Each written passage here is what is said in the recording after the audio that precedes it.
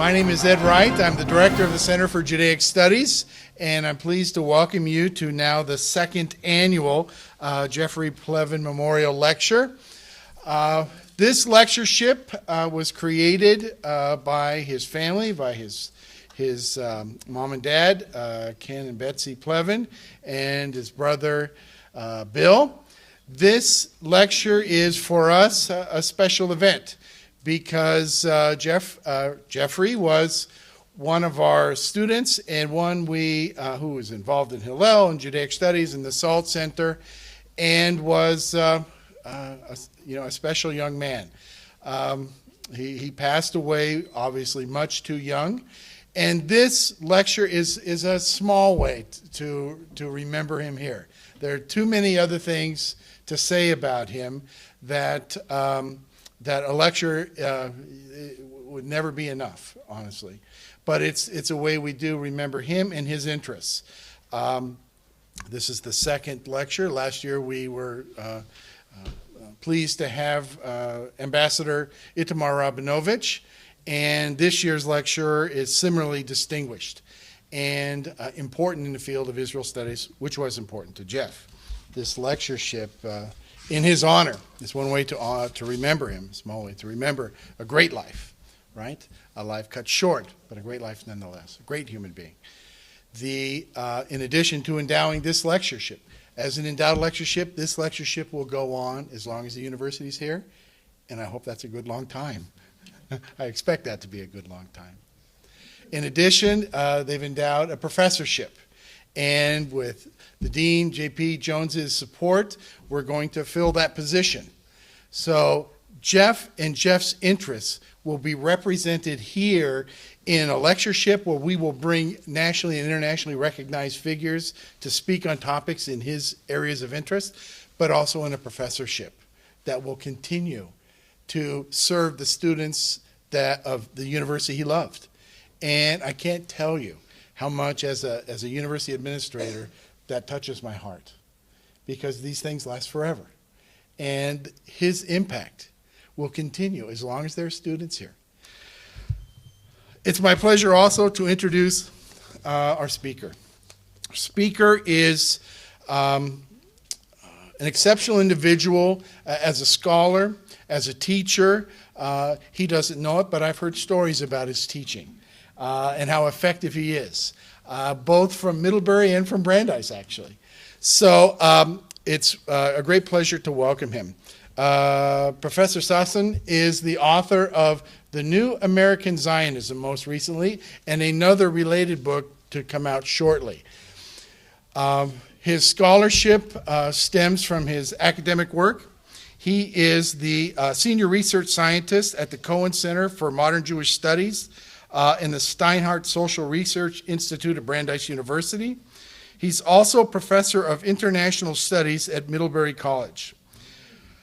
He's also a visiting research professor in the sociology department at Brandeis and a consultant to the Mandel Foundation. His work is known for some time, and it's an honor to have him here. He really is working at a nexus in American Jewish history and American Jewish culture.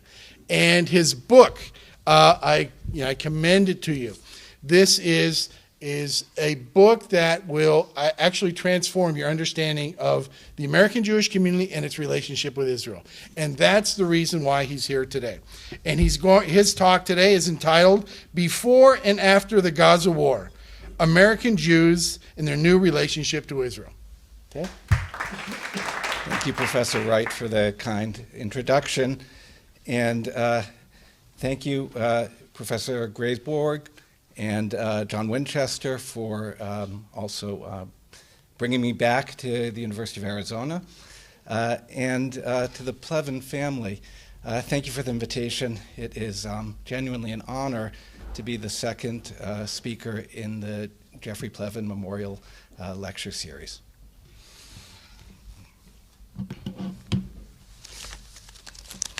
I'm going to read a few quotes, so I have some printed notes. My talk will really be in three parts, and I am going to discuss how American Jews, especially young adult American Jews, responded to last summer's Gaza War. But I think I'll do that in part 2 of the talk. I'm going to begin by talking about the general discourse in the American Jewish community and in the broader society about how American Jews relate to Israel. Since the 1990s, a steady stream of articles, books, reports has contended that American Jews are distancing from Israel, especially in the younger generation.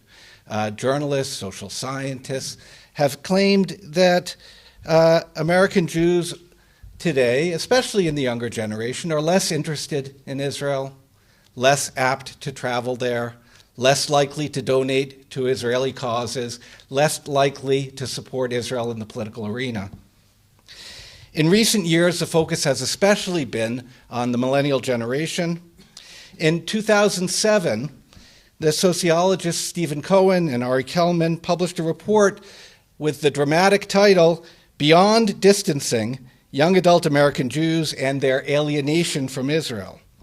The report described the results of a national survey conducted by Cohen and Kelman, in which young adult American Jews appeared less emotionally attached to Israel than middle-aged Jews, who in turn were less attached than older Jews. There was an age-related pattern of attachment to Israel, with the oldest folks the most attached, sliding all the way down to the youngest and least attached.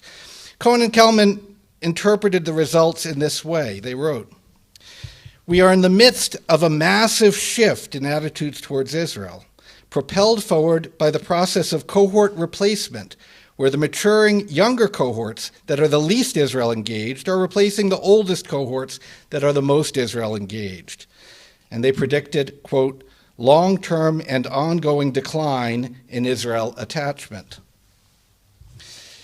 Now, Cohen and Kelman, in that much-discussed report, attributed declining attachment to Israel to generational turnover and the rising rate of intermarriage. They argued that the younger generation came of age during the Second Intifada, not during the more heroic Six-Day War. They have no personal recollection of the drama surrounding the founding of the state or the Holocaust. And the younger generation is populated in large measure by the children of intermarriage. And so Cohen and Kelman argued that it makes sense that the younger generation, removed in terms of personal experience and comprised of many intermarried families and their offspring, would be less emotionally attached to Israel. This made sense to them. A couple of years later, the journalist Peter Beinart published an article in the New York Review of Books that also captured a great deal of attention. Peter Beinart cited the Cohen and Kelman report as evidence of declining attachment, but he went on to offer his own theory about it, his own explanation. For Peter Beinart, the explanation was not necessarily intermarriage and not necessarily generational turnover. Instead, it was political alienation.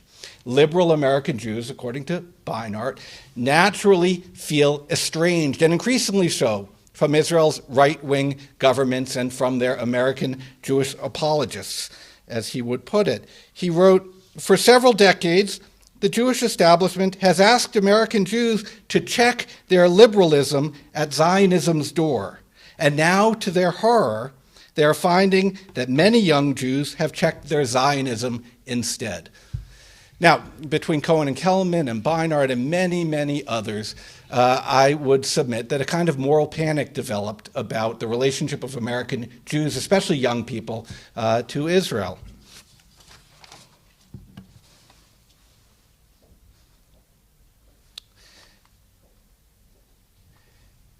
And so we can rehearse here what I just said.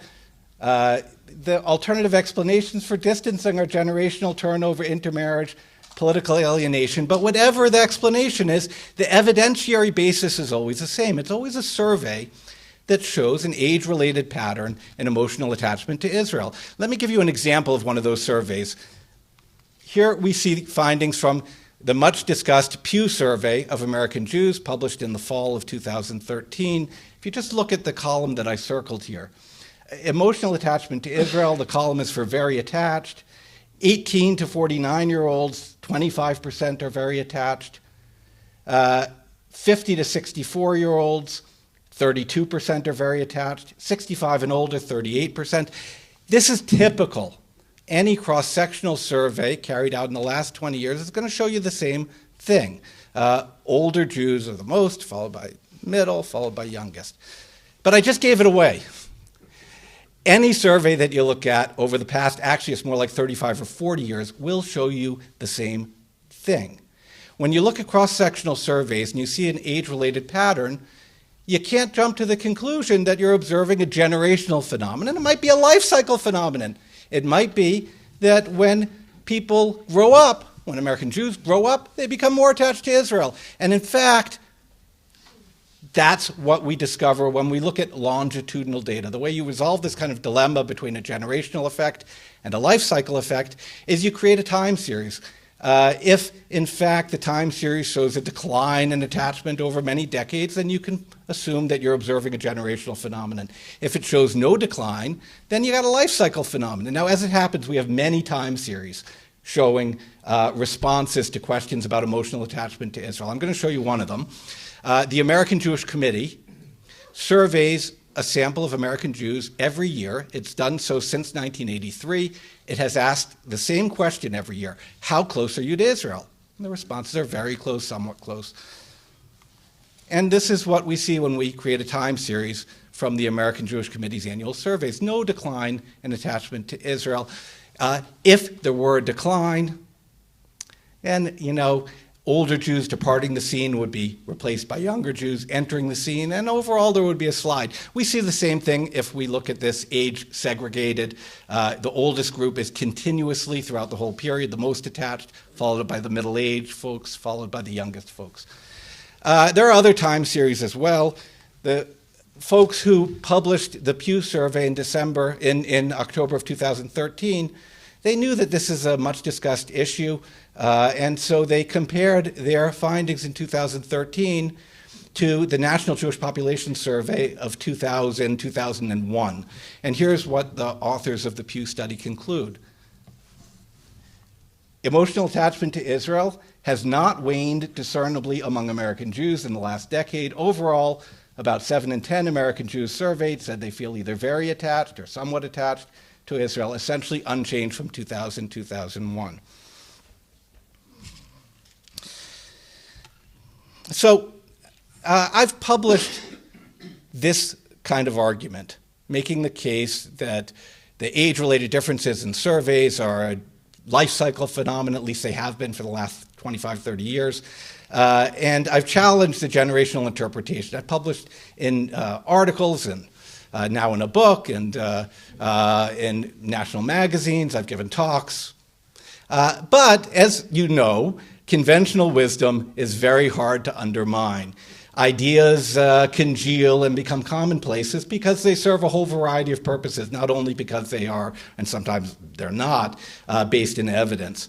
And so, unsurprisingly, last summer during the Gaza War, we heard repeatedly from journalists and social scientists that the Gaza War was surely alienating liberal American Jews, that its effect was going to be to further distance American Jewry from the state of Israel. And of course, I didn't know last summer whether that was true or not. It's altogether possible that they were right. Certainly the imagery in circulation and the reality was highly disturbing last summer. And without evidence, I couldn't know whether the prognosticators of intensifying alienation were right or wrong. I could say that they hadn't been right over the last 30 years, but maybe last summer they were right. However, we then figured out at my research institute at Brandeis University that we are sitting on an extraordinary trove of evidence that enables us to test the hypothesis that the Gaza War alienated American Jewry. At the Cohen Center for Modern Jewish Studies, where I work, one of the things that we do is the external evaluation of Taglit Birthright Israel, the program that sends young adult American Jews on tours of Israel. Every year, about 35 or 40,000 American Jewish young adults travel on a birthright trip. When registration opens, about 50, 60,000 folks register each season. Only some of them actually go on a trip. Our model for doing the evaluation is to do a pre-trip survey of everyone who applies to birthright. That survey goes out to about 70,000 people. In 2014, we did a pre-trip survey in April. We then do a follow-up survey after all the summer trips. In 2014, we did a follow-up survey in September, okay? So we did a pre-trip survey in April and a follow-up survey in September. What happened in between? The Gaza War. Now, because we're interested in evaluating birthright, we follow up not only with the applicants who went on trips, but we follow up with the tens of thousands of applicants who didn't go on trips, who didn't get a spot, who were waitlisted. That's how our evaluation works. We're able to isolate a trip effect by comparing people who go with folks who looked exactly like them but didn't get a spot on the trip. So we follow up with both groups, and we can say that the difference between the applicants who go in attitudes and behavior and the applicants that don't get a spot, the difference is our delta, it's our trip impact, it's our effect. That's our basic model. Well, I remember the meeting in the fall of this year when we realized, oh my goodness, what is interesting about this round is not the trip participants, it's the trip non-participants, because we're able to look at how attitudes about Israel changed during the period of the Gaza War among young adults that didn't go to Israel. And you might expect those that went might become more sympathetic, and we'll see that they did. But the really interesting finding concerns those that applied and didn't go. And it's more interesting because we know what their political orientations are, because we asked, are you liberal, are you conservative? So we're able to look in that fashion as well. Let me catch up with the slides. You know what? I'm going to keep cocking my head, okay? So we did a pre-war survey, a pre-trip survey in April 2014, about 13,000 respondents. We did a post-trip survey, I call it here a post-war survey, in September, about 6,300 respondents. And we're able to compare the attitudes toward Israel of participants, but also non-participants. The pre-trip survey asked questions about emotional attachment to Israel, following news about Israel. So did the post-trip survey. The post-trip survey additionally asked a bunch of questions about the Gaza War. We couldn't ask that in the pre-trip because, of course, it hadn't happened yet. So we're going to look at some of the slides. What I'm showing you now has not yet been published. We're going to publish it in the next week or two, and hopefully there will be some attention, some discussion. We're going to begin with some slides that show the responses of young adults in the follow-up survey, and we can see something about how they reacted to the war. Are you able to see the projection? It's dark enough? Yes. Okay. Do you think the Israeli actions in the recent conflict with Hamas were completely justified, mostly unjustified, completely unjustified? So the vast majority of both non-participants on the left and participants on the right indicated that they thought Israel's conduct in the war was either completely justified or mostly justified. There is a small trip effect.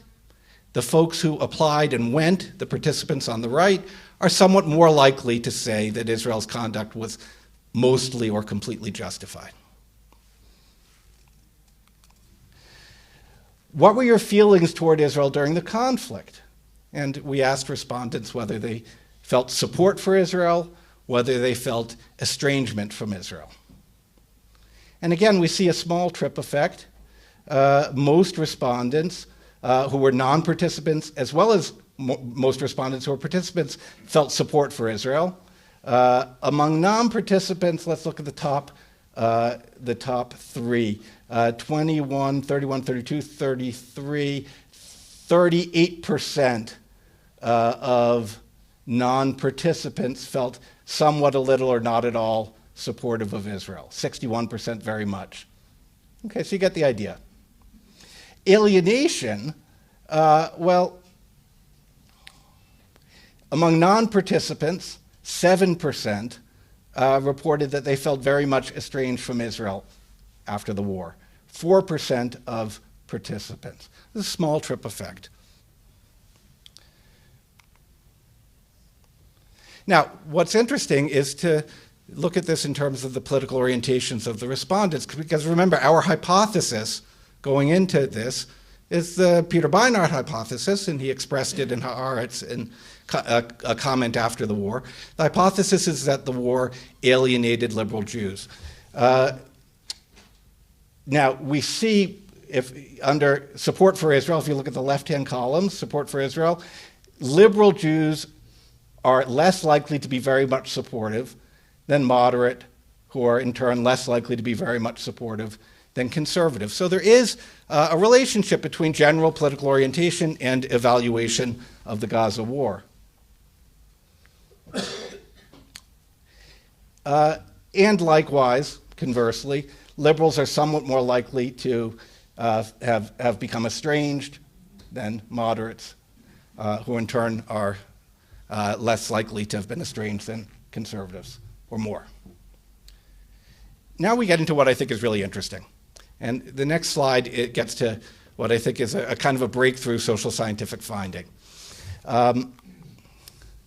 Here we're going to compare the pre-trip to the post-trip, okay? The April 2014 survey to the September 2014 survey. How frequently did you seek news about Israel in the past month? Let's look at the non-participants. They're more interesting. We already know that there's a trip effect. What happened to the tens of thousands of folks who applied for a birthright trip, didn't actually go? So we're looking at non-participants. Pre-trip, 6% said they checked news of Israel once a day or more. 38% said once a day or every few weeks. Okay, now look at post-trip for non-participants. Can I see it? 37% said that during the previous month, they checked news of Israel once a day or more, 50% once a day or every few weeks. So a huge, huge increase in checking news about Israel and actively following news about Israel. The question was, during the last month, how often did you actively seek news about Israel? Non-participants, thinking back on the previous month, that was the Gaza War, much more likely to be actively seeking news about Israel. How connected are you to Israel? Again, look at the non-participants on the left, NP. Pre-trip, 33% said very much. Post-trip, 39% very much. So among non-participant young adult American Jews, the war had the effect of increasing feelings of emotional attachment to Israel. And now we look by political orientation. Among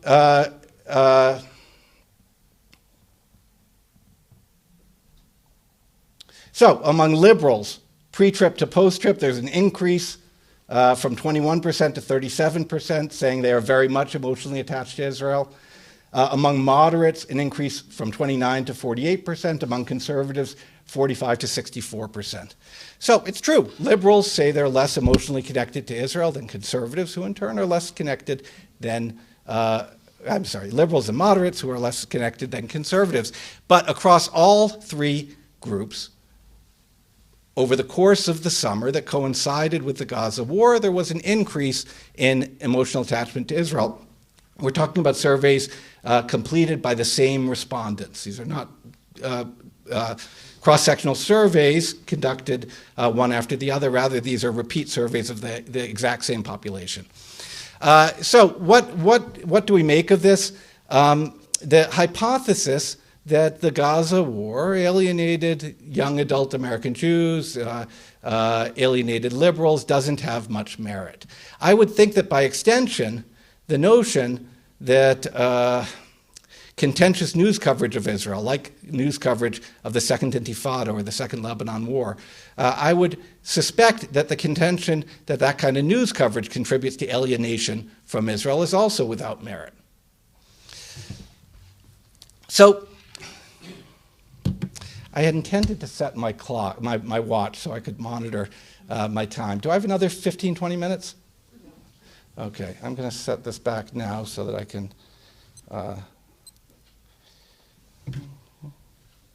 Okay, so has nothing changed?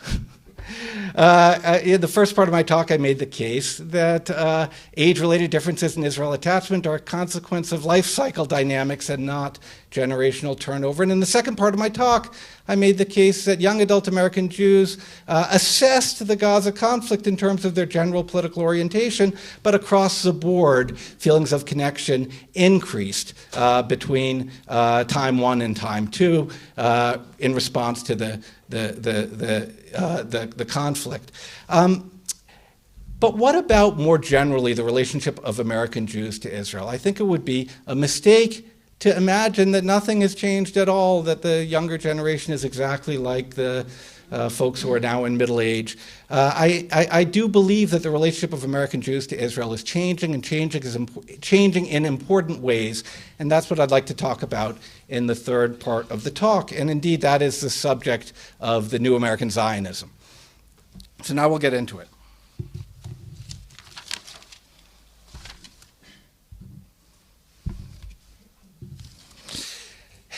Looking at the last 25 years, I think there are three major trends in relation to American Jews and Israel.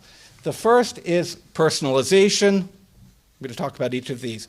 Second, organizational diversification. And the third is political polarization. Personalization. One trend, one outstanding trend, is that American Jews go to Israel much more. In the 1990 National Jewish Population Survey, about 25% of American Jews reported ever having been to Israel. In the Pew 2013 survey, it was about 42% who said they had ever been. In the Pew 2013 survey, the subpopulation of under 30 American Jews who grew up in a two Jewish parent household, 67% reported having been to Israel. Okay?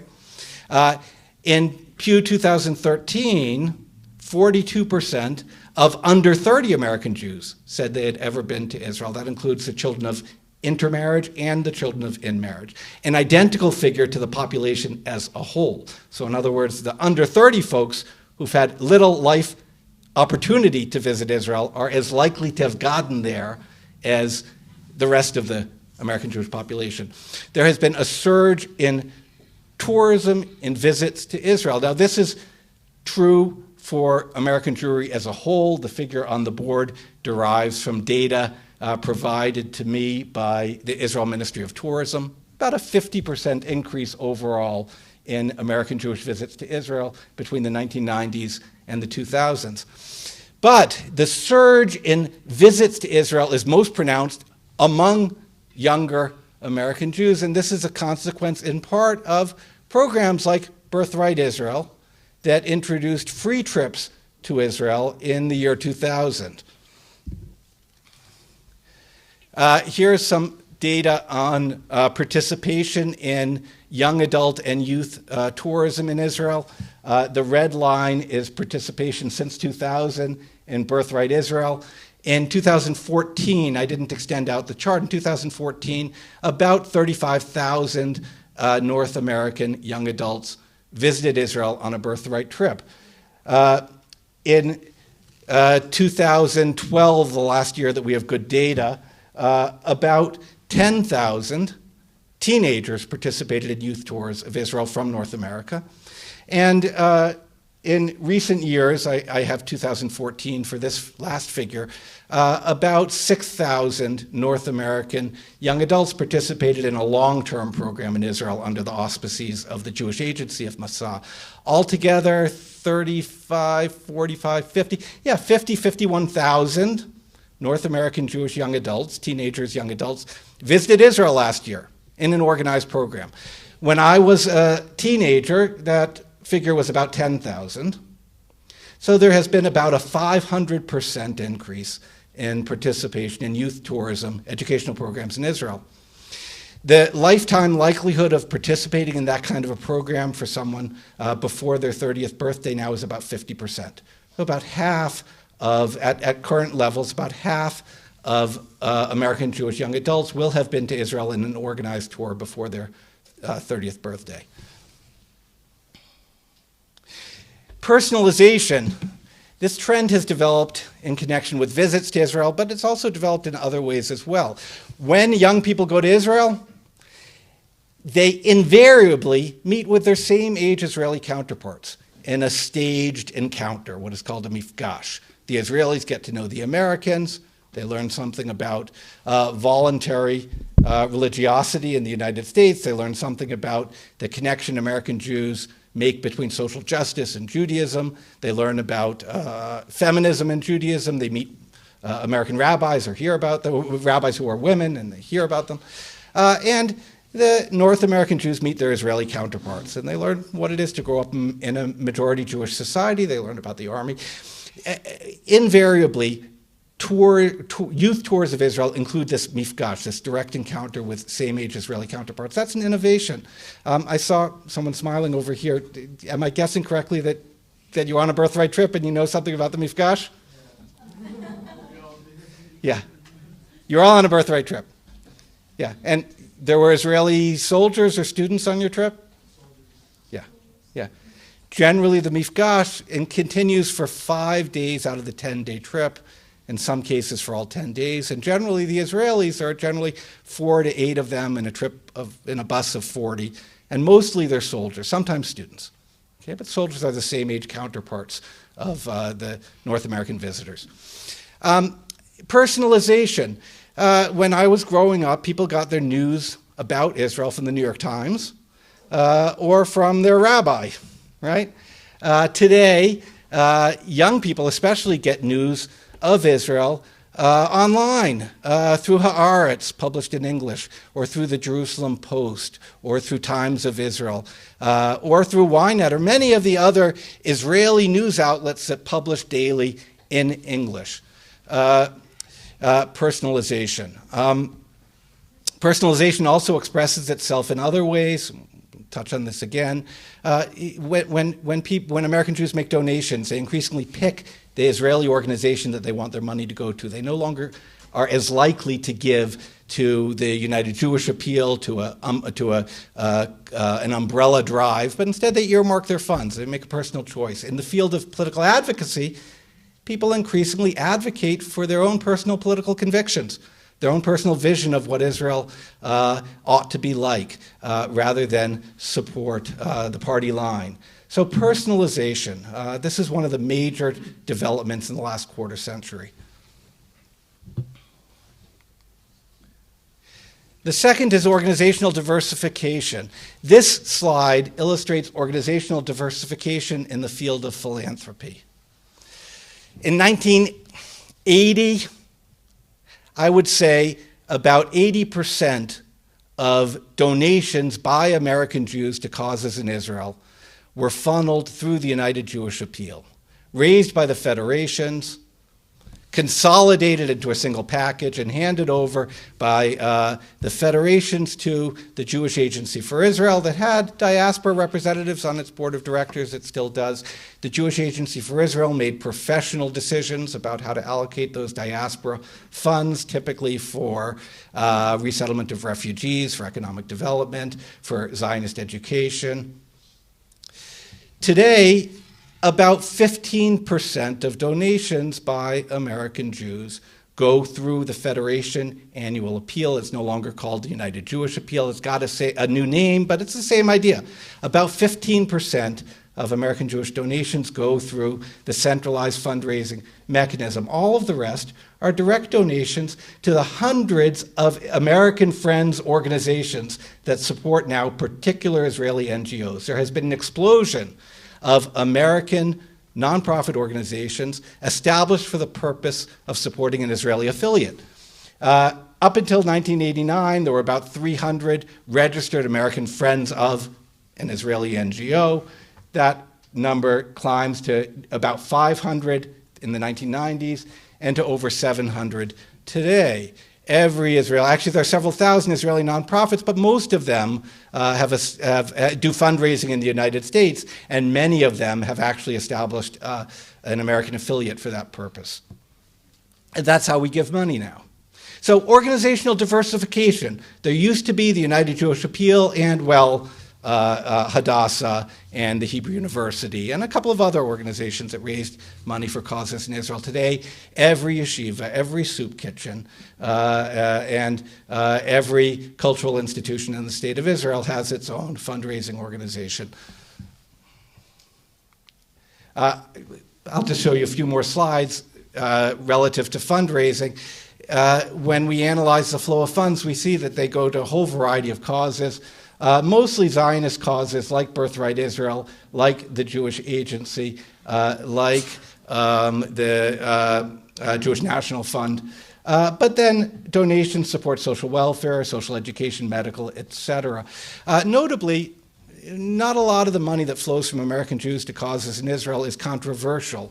Only about 5% supports the causes of the right, meaning settlements, or the causes of the left, coexistence, human rights, civil rights, pro-democracy advocacy. If you look at all of the settlements and you look at the New Israel Fund, you tally it all up, and all of the other organizations that have a clear political agenda on the right or left, you only get about 5, 6, 7% of the total. Most of the money that flows to Israel via American Friends organizations supports what we might call consensus organizations. To put it in perspective, Technion raises about 80 to 100 million a year. The Weizmann Institute raises about 100 million a year. You get the picture.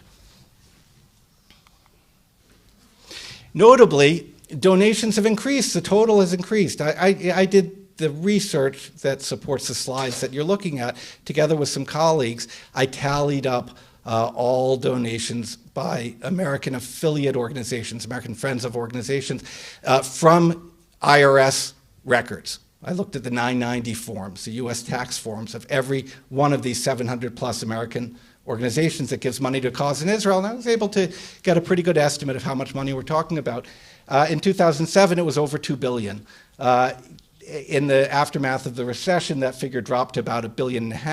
It's gone up again. It's well above $2 billion today. But if you look in inflation-adjusted dollars and compare my tally to the best estimates we have from earlier points in history, I have to emphasize that we're now comparing my tally to the estimates of previous scholars who didn't have as much data to deal with. But if we do that, we see that the overall dollar sum in inflation-adjusted dollars has increased substantially. It's just about doubled, from about $1 billion in 1975 to about $2 billion in 2007.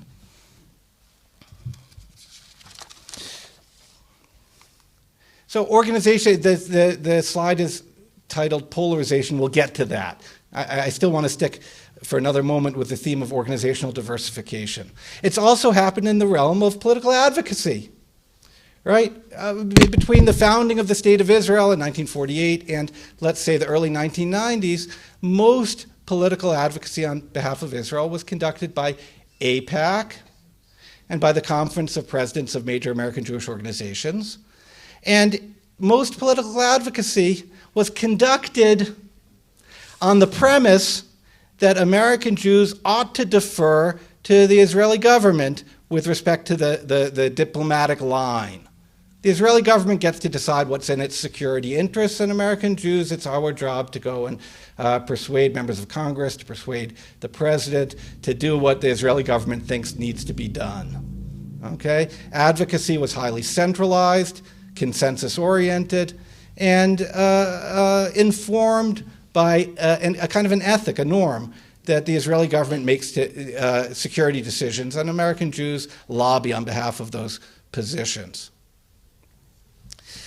That norm is now increasingly contested, and over the last couple of decades, we've seen an increasing number of advocacy organizations on the right and on the left pursuing the political agendas of their sponsors, often in alliance with Israeli counterparts. And so on the right, you have the Emergency Committee for Israel, the Zionist Organization of America, Citizens for a Safe Israel. We have, CAMRA, Stand With Us. I skipped ahead accidentally, but it was on that slide too. Organizations that favor, let's say, military response to Iran's nuclear threat, that oppose the division of Jerusalem under any circumstances in a peace deal, and organizations that pursue this diplomatic agenda, whether the Israeli government agrees or not. When Ariel Sharon organized the evacuation from Gaza in 2005, he was opposed vigorously by American Jewish advocacy organizations on the right, led by the Zionist Organization of America, the Orthodox Union, and others. And on the left as well. On the left, new organizations like J Street, like Jewish Voice for Peace, favor a diplomatic solution to the Iranian nuclear threat, advocate for U.S. pressure on Israel to rapidly achieve a two-state solution. So in the diplomatic arena, there's also organizational diversification and polarization. And this brings me to the third major trend. And polarization doesn't happen only in the corridors of power in Washington, D.C. Polarization is increasingly throughout the organized American Jewish community. Hillels, Jewish community centers, federations, synagogues throughout the country are increasingly sites of conflict over the boundaries of legitimate debate, over who's inside the tent and who's outside the tent. Most American Jews are centrist with regard to the conflict with the Palestinians. Most American Jews favor a two-state solution but worry about Israel's security. Their views correspond in large measure to the views of most Israelis. But over the last couple of decades, since especially the Oslo process, the right-wing flank and the left-wing flank have become increasingly strident and outspoken and unmoored from the center. And so, notwithstanding the moderation of most American Jews, the organizations we sponsor are sites of a cacophony of conflict over who is pro-Israel and who is anti-Israel, what threatens Israel. Maybe the greatest threat to Israel are the other Jews over here who think differently from me. And so, over the last quarter century, what has happened, I would say, connections to Israel have become more personal. The organizations that mediate the relationships of American Jews to Israel have become more diverse. And politically, American Jews are more divided, more polarized, especially in our organizations, and struggling over how to maintain a voluntary community in the context of so much disagreement and strife. So let me talk about what I think the big picture is. One of my conclusions. First, I said in the first part of the lecture, there's no evidence of distancing from Israel, but the relationship is changing. In the first 4 decades following Israel's establishment, American Jews were mobilized to support the only Jewish state in the world. What does that mean? That American Jews were mobilized to provide diplomatic support on a consensus basis, wall to wall, for the policies and priorities of the Israeli government, and were mobilized to provide no strings attached donations to the United Jewish Appeal that would be administered professionally by Israeli bureaucrats. American Jews were mobilized for the political purpose of supporting the new state of Israel, and American Jews intentionally suppressed their own political convictions and philanthropic preferences in order to achieve what they believed was the greater good of wall-to-wall unified support for the state of Israel. That's the mobilization period, and it continued from 1948 to, let's say, Oslo, or the first Intifada, somewhere from 1948 to late 1980s, early 1990s. Since the early 1990s, I think a new model has emerged, increasingly jostling alongside the mobilization model. It hasn't replaced the mobilization model. The biggest organizations are still AIPAC, the American Jewish Committee, the Anti-Defamation League. Most American Jews are moderates. The ethic that you should support the democratically elected leadership of Israel, this still continues. But the mobilization framework is challenged by the direct engagement framework that's grown up alongside it. Direct engagement says you get to know Israel personally. You consume news from Israel. You consume entertainment from Israel. Israel is meaningful personally. And part of that personal meaning is you advocate for the political positions that you think are true and right. You support the Israelis who share your diagnosis of what's wrong with the country and who are working to promote the future that you align yourself with. right? Personalization. The direct engagement model is that you participate or you visit Israel, you consume news of Israel, you earmark donations to the causes you like, you advocate for your own political positions, and this is now the new state of affairs. What are the implications of direct engagement emerging alongside mobilization? Well, there are two, I think. One is, and I won't say positive, negative, whatever, this is what's happening.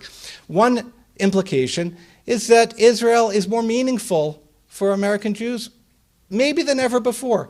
Younger American Jews, ironically the folks that Stephen Cohen and Peter Beinart told us didn't care a hoot about Israel, ironically Israel's at least as important, if not more important to that generation than any previous generation. They've all been, they're all going, they're involved with Israel, right? Israel's personally meaningful. The influence of American Jews on the Israeli government, however, and the influence of American Jews on the US government, however, is declining. The norm that governed political advocacy for many decades, the norm of deference to the Israeli leadership and consensus, that norm was advanced in part because Jewish leaders assumed that you need a united front, that without a united front, you can't wield political power. Dissensus in the American Jewish community translates into weakness. I would submit that that is in fact true, and that's what has happened. Israel is more personally meaningful to American Jews than ever before, but the capacity of American Jews to influence either the Israeli government or the US government is in rapid decline. Why? Because the right wing cancels out the left wing, and vice versa. American Jews advocate for religious pluralism in Israel, but not the very highly engaged Orthodox in America.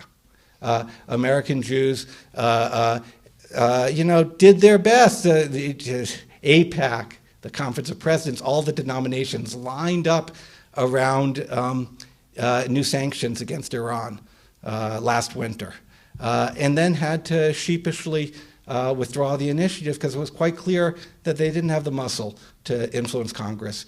Barack Obama made clear that he would veto any new sanctions, and it was shaping up as a massive loss for the otherwise supposedly invincible Israel lobby.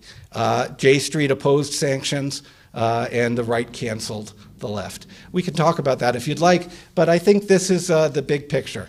Going forward, Israel will continue to be a source of great importance and meaning for North American Jewry, but the capacity of American Jews to influence Israel or U.S. policy is in a state of decline. Thank you.